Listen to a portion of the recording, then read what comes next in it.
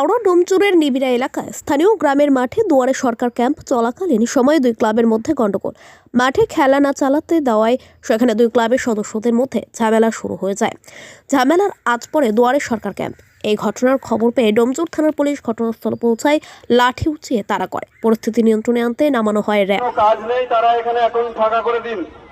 Request করছি আপনাদের কাছে, যাদের কাজ আছে তারা এখানে থাকুন, যাদের কাজ নেই তারা একটু ফাঁকা করে দিন এখানে।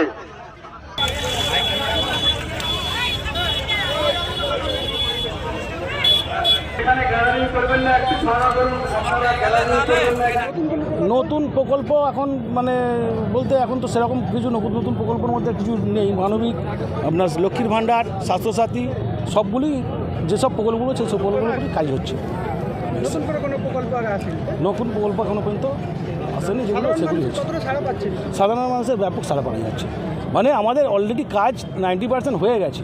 এটা যাদের নির্দিষ্ট ডকুমেন্টসগুলো সেই সময় তারা প্রডিউস করতে পারেনি কোনো কারণে, কারো হয়তো অ্যাকাউন্টে প্রবলেম ছিল, কারোর হয়তো কোনো বয়স হয়তো তখন 6 মাস কি 5 মাস এরকম কম আছে, তাদের এখন বয়সটা হয়েছে, তারা এখন আছে। মানে স্বাভাবিকভাবে এটা কি মানে প্রত্যেকে একটা সময় পাচ্ছে যে একটা যে কারো হয়তো 3 মাস কি 6 মাস বাকি আছে, সেটাও তারা করে নিতে পারছে। আর অ্যাকাউন্টের প্রবলেম ছিল, সেগুলো তারা করে নিচ্ছে। তাই এটা 100% কখনোই হবে না, কিছু না কিছু প্রবলেম থাকবেই। আর এটা দক্ষিণ নিবিড়া হিন্দুস্তান মাঠ, সলভ 2 নম্বর অঞ্চল, মানে গ্রাম পঞ্চায়েত। 2 নম্বর গ্রাম পঞ্চায়েত।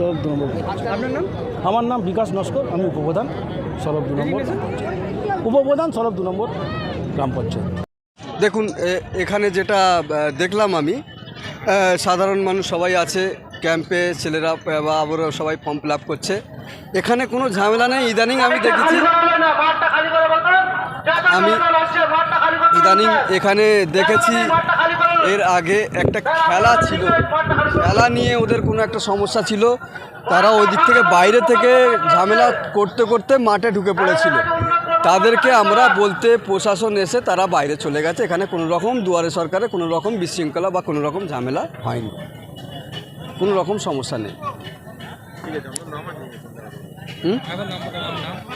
সলভ 2 নম্বর গ্রাম পঞ্চায়েতের প্রধান শেখ জাহাঙ্গীর।